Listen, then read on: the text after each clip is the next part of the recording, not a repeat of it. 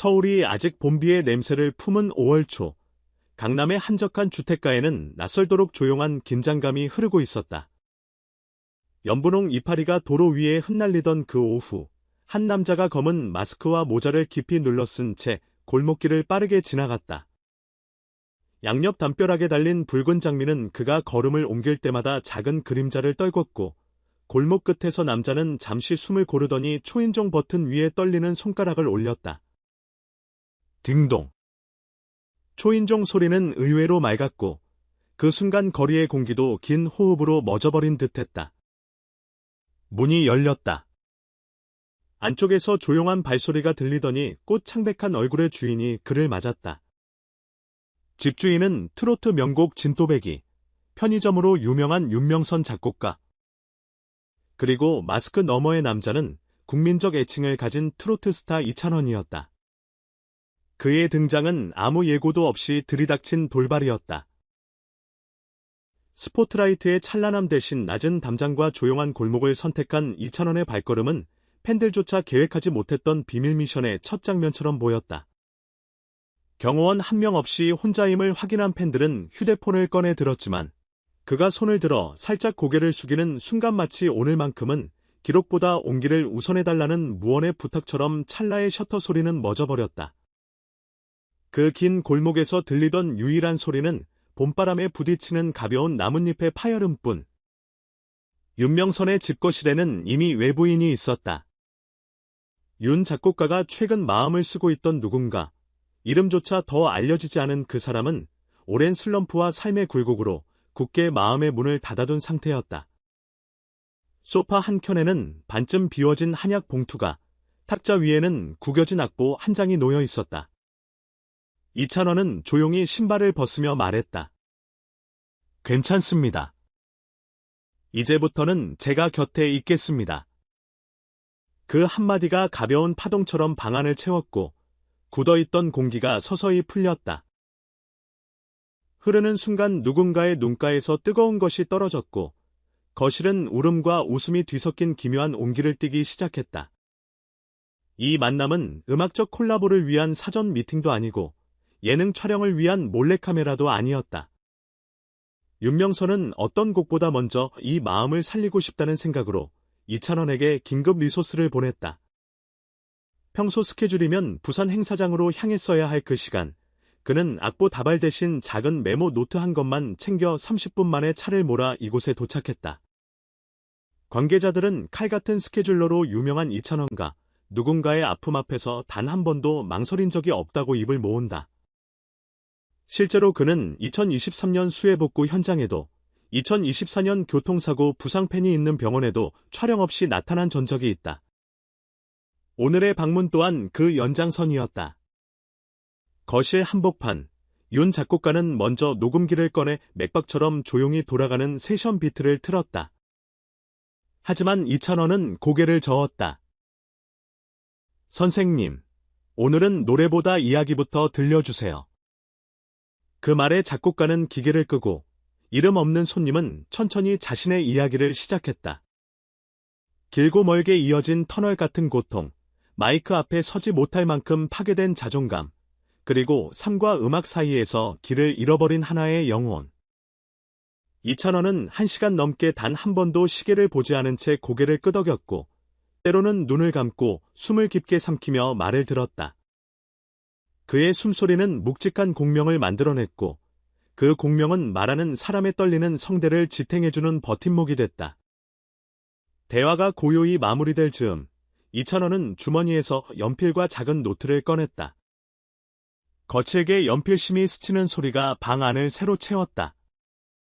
마치 오래 묵은 피아노가 첫 건반을 울릴 때 나는 뜨거운 터치음처럼 그 소리는 침묵 위에 새로운 리듬을 뿌렸다. 메모의 내용은 누구도 정확히 보지 못했다.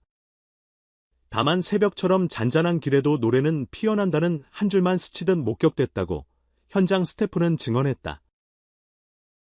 그리고 그는 말없이 손님의 손등 위에 손을 올리며 당신의 목소리가 완전히 사라진 게 아니라는 걸 제가 증명해드리겠습니다라고 조용히 선언했다. 윤 작곡가는 눈시울을 붉힌 채 마주 앉았다.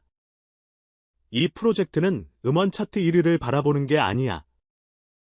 누군가가 다시 숨쉬도록 하는 게 목표야. 그의 떨리는 목소리에 이찬원은 크게 고개를 끄덕였다. 두 사람 사이에 말로 표현되지 않은 계약서가 체결된 순간이었다. 이름 없는 그 손님에게 건네진 응급처방전은 오랜 시간 음악을 통해 축적된 에너지와 인간적 포용력, 그리고 한 가수의 약속이었다. 그날 밤 늦게 집을 나오는 길, 여전히 카메라는 몇 대가 골목을 지키고 있었다.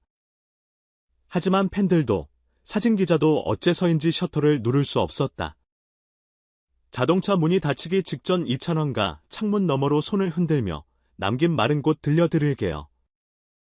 좀 놀라실지도 몰라요. 그 눈빛에는 확신이 담겨 있었다.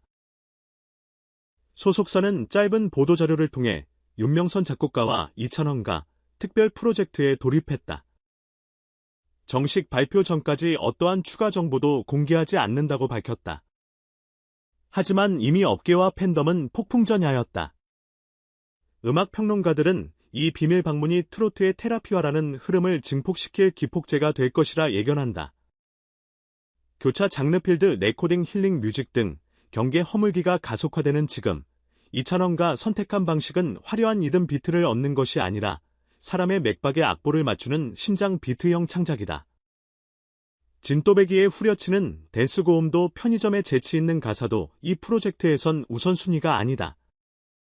그는 오로지 한 사람의 체온, 그리고 그 체온이 다시 대중에게 전이될 방법에 집중한다. 이번 만남 이후 새벽 2시까지 작곡가의 홈스튜던 불이 꺼지지 않았다. 윤명선은 거친 숨소리를 샘플링했고 이찬원은 현장 음성을 워밍업 삼아 허밍을 더딥혔다. 그 결과물은 아직 세상 밖으로 단 한 초도 흘러나오지 않았지만 스태프들 사이에선 심장박동을 악보로 만든 곡이라는 속칭이 붙었다. 업계 관계자는 벌써부터 서울 강남의 몇몇 스튜디오가 믹싱 예약 문의 폭주로 달아올랐다며 웃었다. 팬들은 SNS에 샵사인 이찬원 당신을 위해 노래하겠습니다라는 긴 해시태그를 달기 시작했다. 누군가는 직장 동료에게, 누군가는 모르는 타인에게 보내고 싶은 위로의 메시지와 함께 해시태그를 퍼뜨렸다. 불과 이틀 만에 해당 태그는 조회수 1000만 회를 넘어서며 SNS 실시간 트렌드 1위를 찍었고, 이 프로젝트가 나올 때마다 누군가의 마음 온도가 1도씩 오른다는 댓글이 줄을 이었다. 뉴스를 접한 심리치료사들은 금악을 통한 보듬기에 관한 긴 칼럼을 내보냈고, 심야 라디오 DJ들은 매 시그널마다 이찬원의 기존 곡을 틀며 민호의 새 비밀곡을 기다리자는 멘트를 날렸다. 물론 아직까지는 구체적인 음원 발매 일정도, TV 공개 일정도 베일 속이다. 하지만 이찬원은 비공식 라이브 방송에서 짧은 코드 진행을 들려주었다. 기타 한 줄, 잔잔한 리듬 박스. 그리고 거기에 얹힌 그의 허밍. 가사는 없었지만 팬들은 코멘트 창에 벌써 울컥한다고 적었다. 윤 작곡가도 인터뷰에서 여름이 오기 전에 모든 준비가 끝날 것이라고 귀띔했다. 음원 플랫폼 관계자들은 기 프로젝트가 출시되면 스트리밍을 넘어 치욕 콘텐츠 시장에도 돌풍을 일으킬 것이라 내다본다. 이찬원은 여전히 예능 촬영에서 익살스러운 리액션을 하고 무대에서는 특유의 소나트와 화려한 스텝을 보여주지만 이번 사건은 그의 내면을 들여다볼 수 있는 희귀한 창문이 되었다. 유명해지기 위해 노래한다는 오래된 편견을 넘어 누군가를 위해 노래한다는 뚜렷한 가치.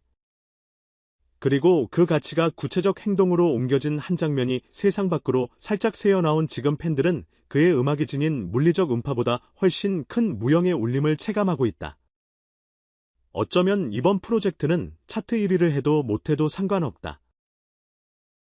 한 사람이 다시 노래할 수 있도록 호흡을 붙잡아 준다면 그것만으로도 이미 가장 위대한 피날레일 테니까? 다만 우리는 기대하지 않을 수 없다.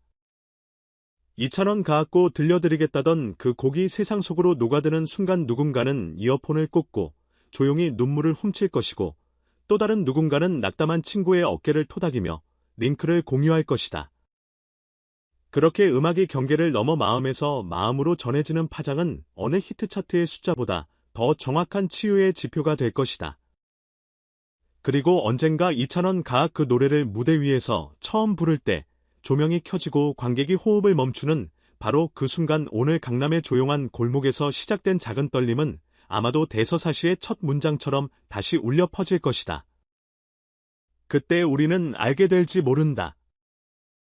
음악은 유명세도 스포트라이트도 아닌 아무도 보지 않는 골목에서 누군가의 손을 잡아주는 작은 용기로부터 태어난다는 사실에